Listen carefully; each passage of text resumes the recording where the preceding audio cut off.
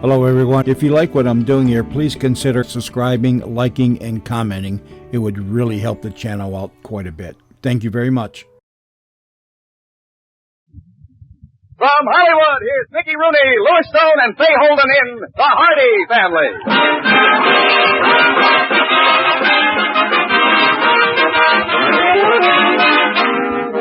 We're proud to present The Hardy Family, based on the famous Metro Goldwyn Mayer motion picture series, which brought delight to millions and reflected the common joys and tribulations of the average American family.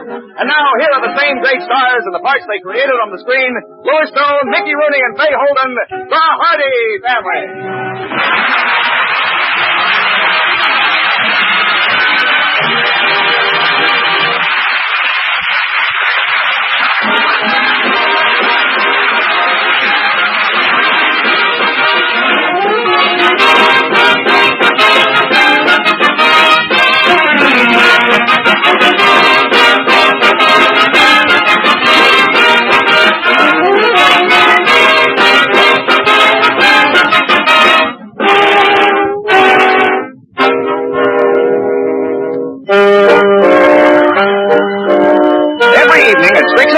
Andy Hardy explodes through the front door of the Hardy home like a long-range shell, whistles through the living room, and comes to rest at the dining room table with a burst of flack. Judge and Ma Hardy call this Operation Feedbag. What time does your watch say, Emily? 5:59 and 3/4. Yeah, mine's the same. Well, Andrew will be hitting that front door in 15 seconds. Shall we run to the cellar tonight, dear? No, let's stay here and brave it out. 5 seconds. 4, 3, 2, 1, 0. I'm home! I'm home! A direct hit. You're looking at the protector of people, champion of justice, enforcer of the law, defender of life and public safety. Oh, James, here's Mr. District Attorney. Come on, listen, dear. One of Carvel's biggest outfits just hired me as a private eye. Oh, but dear, why didn't they hire the rest of you? Well, Emily, it's somewhat unbelievable, but I think Andrew means he has become a detective. That's right, Andy. Oh, now, Andy, couldn't you find a steady job, dear? Steady job, Mom. This is a steady job. Now, Andy, I listen to Sam Spade and Nick Carter and Nero Wolfe on the radio all the time. Yeah. And they never work over half an hour every week. Look, dear, in the first place, I'm not going to be that kind of private eye. I won't exactly solve any cases, you see. I'll try to smell out the crime before it happens. Oh, I see. You'll be more of a private nose. No, Dad, look, I'm going to work for the Carvel Union Warehouse as a night guard. A night guard, dear? Yeah, I walk through the warehouse with a flashlight and gun and look around to see if everything is all right. Oh, you mean you're really a private looker? I only look around every hour. The rest of the time, I just sort of sit in an office, that's all. Oh, now I understand, dear. You're a private sitter. Right, guys, you folks make jokes, and I thought you'd be so proud of me. Oh, Andrew. Yes, I did. Very pleased indeed. But after all, you're only a night watchman. Only a night watchman. Only a night watchman. Dad, did you ever hear of the case of the $2 million warehouse fur robbery? I don't seem to recall that, no. Single-handed night watchman John Henderson captured 8 crooks in their armored car. Armored car, and he only had a flashlight and a measly little penknife on him. Well, that's amazing. Yeah. When did this happen? In the last issue of Ghastly Detective Stories. Oh, yes. Do you really feel that you have the qualifications to hold down a job like this? Certainly, I do. Certainly. No criminal is a match for me with this trusty cannon at my side and this brilliant head on my shoulders.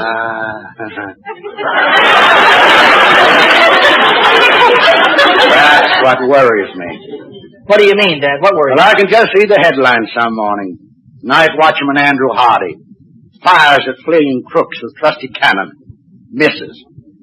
Puts hole through own brilliant head. Oh, my, isn't that exciting? James, just imagine Andy having his name in the papers.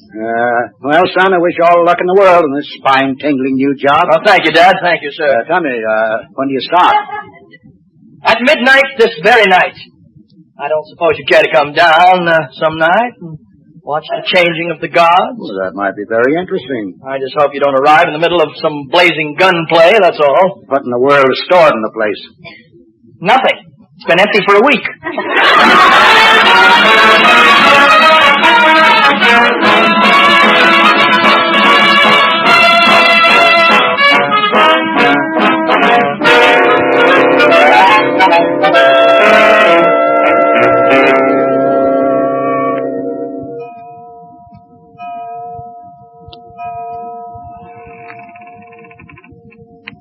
Andy, what was that?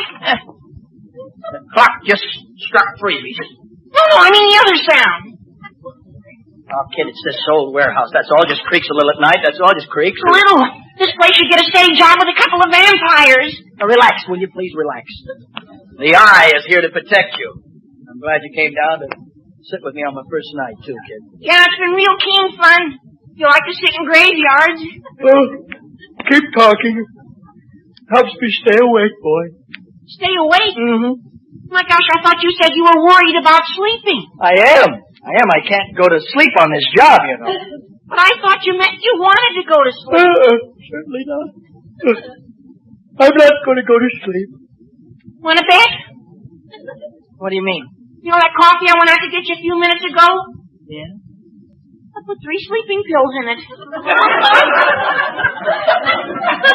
That's very nice. Well, you knothead. Look, Peasy, do something. Slap me, knock me around, keep me awake. Peasy, keep me awake. Peasy, keep me awake. I can't. Why? I put 3 in mine, too. Close your mouth, kid. You're yawning. I wish I was home in my nice, soft, warm bed. Oh, shut up, will you, please? Cut it out. Cut it out. Will you, please? After all, Peasy, when you're on a job like... Wake up, will you, Anderson? Morning already? Oh, hi, Andy. I guess I dropped off for a minute. Holy cats, leave it to you to mess up a job like this. Yeah, I'm just not cut out for this work. Now, I gotta hand it to you for taking a job like this, Andy. It's cold and dark and spooky down here. Boy, I go nuts after one night on a job at this time. Why?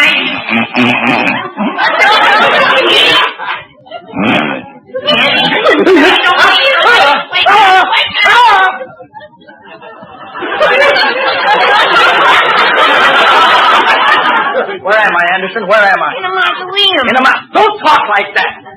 This place is creepy enough without making it worse. Here comes the werewolf again. No, listen, don't let a little noise like that bother you. It'll be daylight pretty soon. Yeah, and I want to be around to see it. This place is a chamber of horror. Wait a minute. It creaks and groans like it was haunted. Peasy, look, you can't go home, I'll kid. see you tomorrow, Andy. I know you won't mind staying here alone because, like you say, there's no such things as ghosts and spooks that go around at night. Of course not. Oh, no. Sure. Criminals with guns and madmen with... Get out! Get out! Get out! Get out!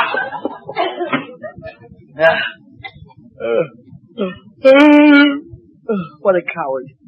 Afraid of a big, empty, dark place like this because it has a few moles. Creeps. Shut up, Hardy, you big jerk.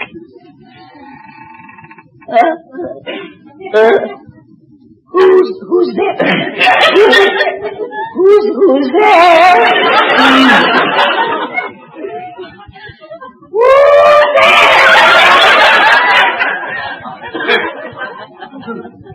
Speak up! Speak up! I'll throw a scare into whoever it is.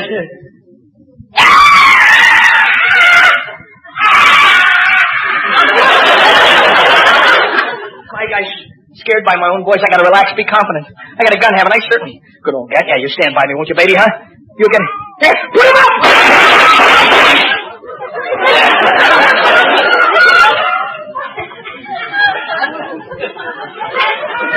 Only a cat. Oh, my nerves are all on edge. Gotta loosen up, take it easy. It's no use. What a horrible situation. Too drugged to stay awake. And too scared to go to sleep.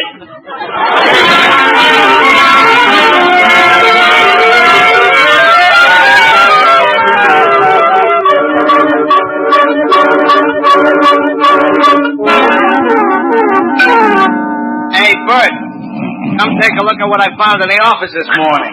What is it? My gosh, an open manhole. No, it's a mouse. And I think there's a man behind it. Who is he?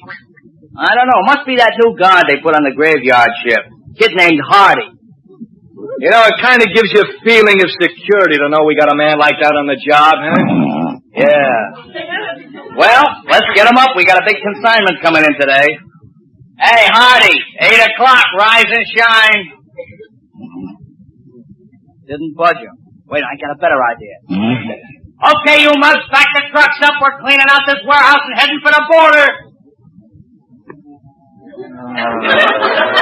Oh, good night. This guy looks like an ad for knockout drops.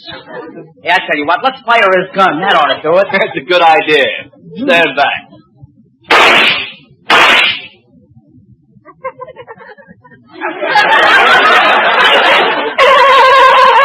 He couldn't be dead and make a noise like that, could he? I never saw anybody sleep that hard. What are we going to do with him? Well, we could turn him into the lost and found. You know, Joe, I hate the suggestion. What? It's a low-down, dirty treatment. Go ahead. I like it already. Well, what do you say we carry him down the street and dump him in that vacant lot? Oh, that's murder. Yeah, he'll wake up and wonder what in place has hit him. Look, you grab his legs and I'll take his arm. All right. All right, now, careful. I don't want to wake him up now. Oh, boy, I'd give a day's pay to see the expression on his face about an hour from now. He'll have to go some to beat the one that's on his face now.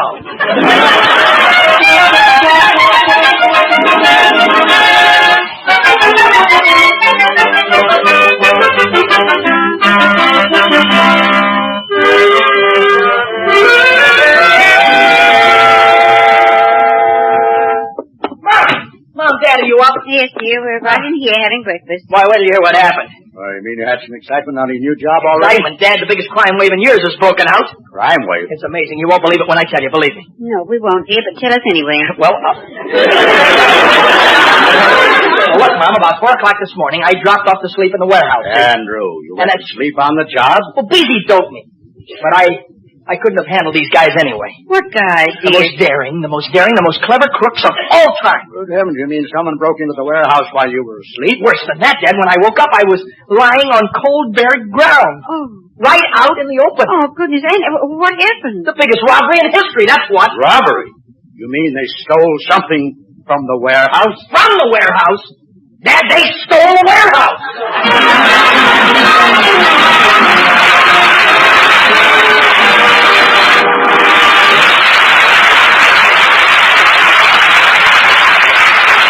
In a moment, the Hardy family will return. But first, the words from your announcer.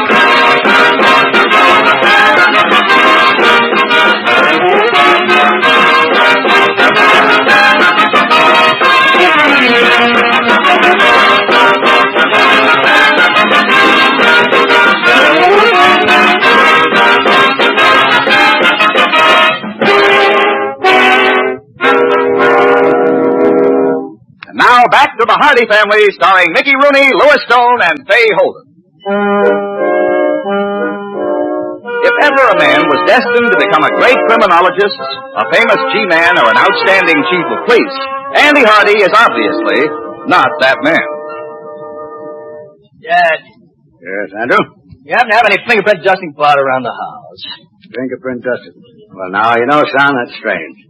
It is? Why? Yes, I was just thinking this morning. I've got to remember to get a fresh box of fingerprint dusting Oh, powder. Dad, please, look. Oh. You know, it just seems to disappear around here, just like embalming fluid. Never can keep enough embalming fluid in the house, either.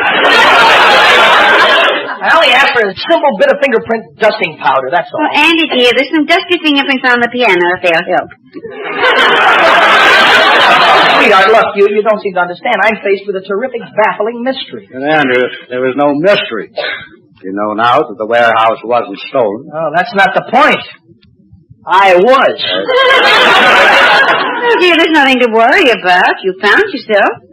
Well, look, darling, you don't understand. Somebody must have carried me out of that warehouse and put me in that vacant lot. It's obvious somebody was trying to get me out of the way. Well, I'd say it's pretty obvious they certainly succeeded. They dragged me out, threw me in the loft. and then went back to rob the warehouse. Yeah. I'll bet they were surprised when they found it empty. They probably miscalculated. A big consignment just came in today.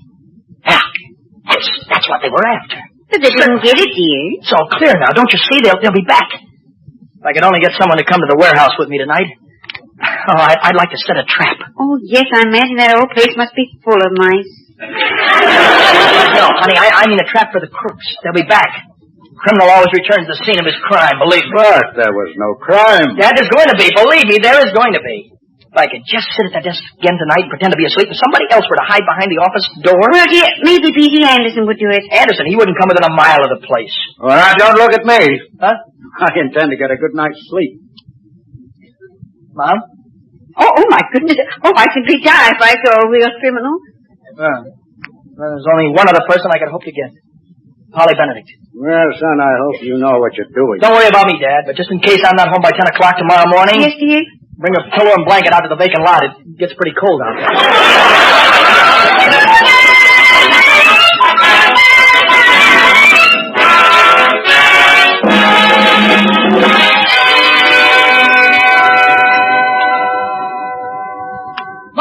Mom, Dad, the case is all wrapped up. Oh, is that? Yes.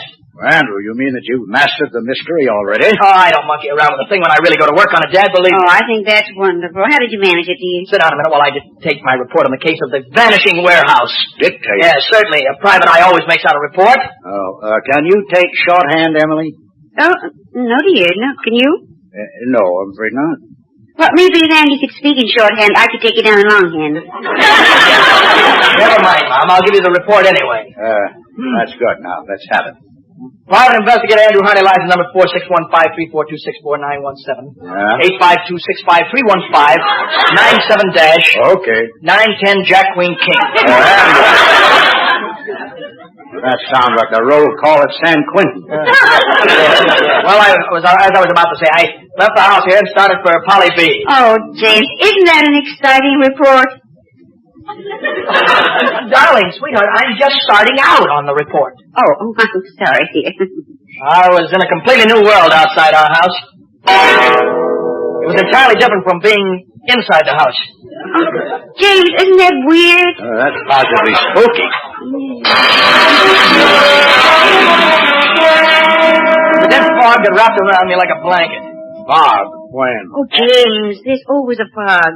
Somewhere out in that pea soup, a mournful boat whistle sounded.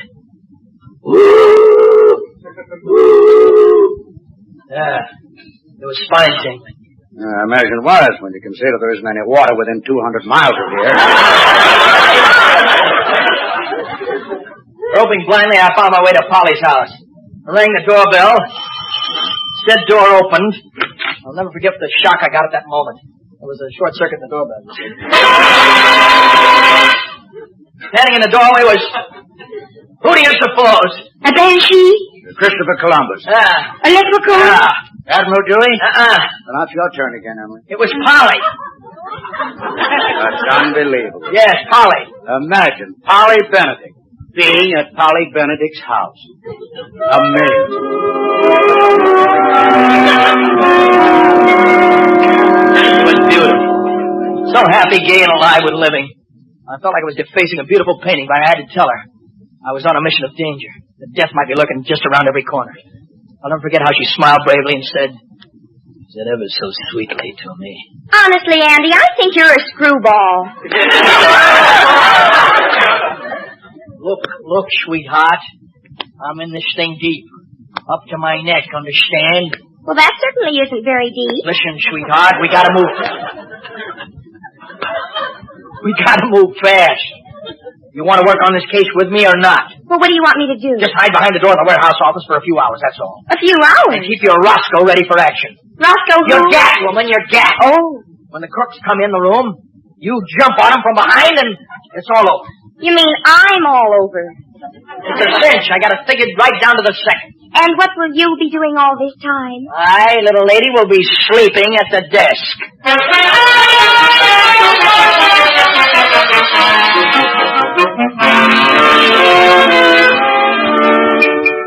She put a coat over his solid gold evening gown and we hurried out to my car.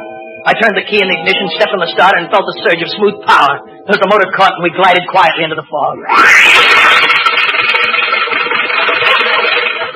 In a few minutes, we pulled up in front of the old warehouse.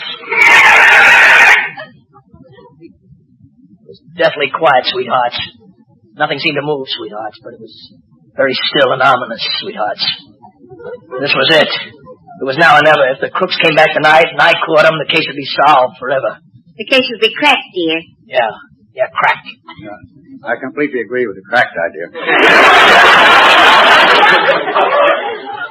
Well, here's the way I figured it. If I didn't catch the crooks, I only had two things to worry about. Either they'd never come back or they'd try again next month. If they didn't come back, I had nothing to worry about. If they did come back, I'd try to catch them. If I caught them, the case would be cracked. If I didn't catch them, I only had two things to worry about. Either they'd never come back or they'd come back next month. Or...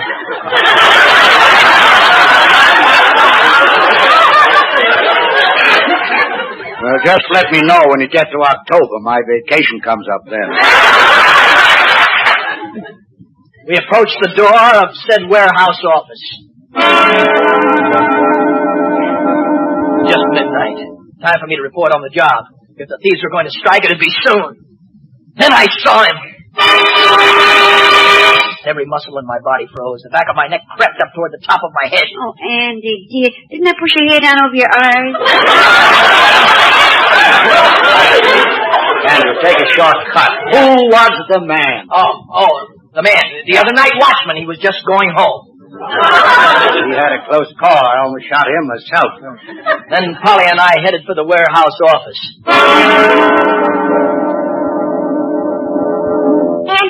Andy, don't cross the sidewalk. I have a feeling something horrible, something unnatural is waiting there in the dark. Sweetheart, we can't turn back now. It's it or us. Oh, Andy, please. Please don't go that way. I laughed at the foolish child. I thought you were simply hysterical. Then it happened.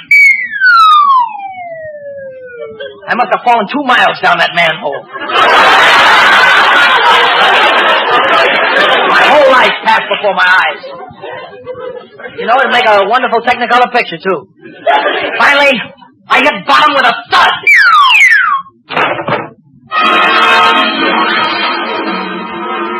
Then I was being lifted on a peppermint stick. Giant candid cameras flew past, popping the flash bulbs and clicking the shutters. Up and up I went into a raspberry gelatin sky, and then I saw it. I saw it. My little pink cotton cloud number 6 7/8. And that horrible grinning little man was there, laughing. I loathed him, that monster. That monster! My alter ego! Walter, who do you? The alter ego, Emily. That's his other self. Yes. I don't understand this part of it. Andy, dear, come back, my little pink cloud, and climb up out of that manhole. Yeah, my head was splitting. A million stars were exploding all around me. And that fiendish little gnome kept laughing. James, isn't that funny? Suddenly, I crashed back to Earth.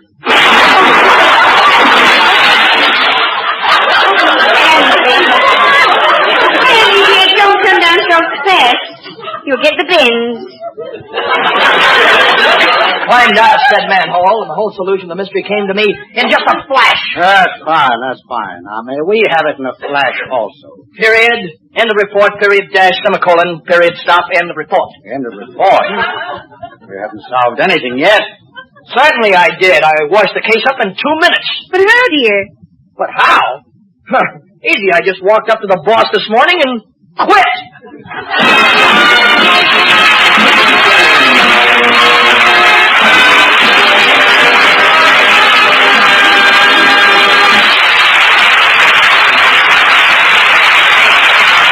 a moment, the Hardy family will return.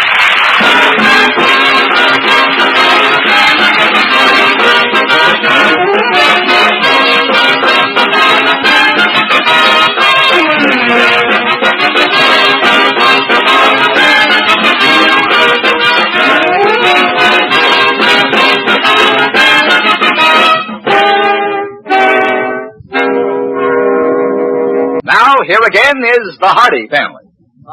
Dad, what would you say if I told you I was going into a sensational new business? Well, Andrew, I wouldn't say a word. I'd be speechless. Yes. But, Andy, you've got another job already? Yeah, I ran into a guy who's planning to open a new office in Carville. He gave me his phone number and told me to call him this evening. Well, what little venture are you interested in this time? Swiss Alp climbing? No, not Swiss Alp climbing, Dad. This job is just tailor-made for me. As I recall it, you were just perfect for that night watchman's job, too. That wasn't right for me, I know. I'm no good at guarding things. I'm better at losing things. Yes, that's right, dear. James, you remember just last week he lost his watch and his wallet? That's right. So I'm going into the losing business. Losing business? Yeah, I'm going to sell floater policies for an insurance company.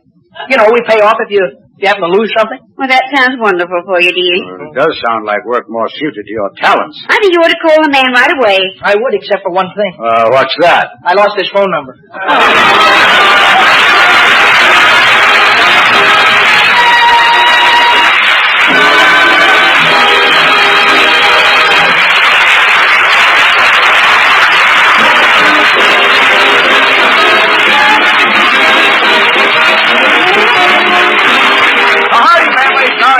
Nicky Rooney and Fay Holden is based on characters created by Aurania Ruperol. This program was written by Jameson Brewer. Direction is by Joe Bigelow. Original music was composed and conducted by Jerry Fielding. Supporting cast included Eleanor Cannon, Dick Crenna, Peter Leeds, and Jerry Hausner. Herb Allen speaking.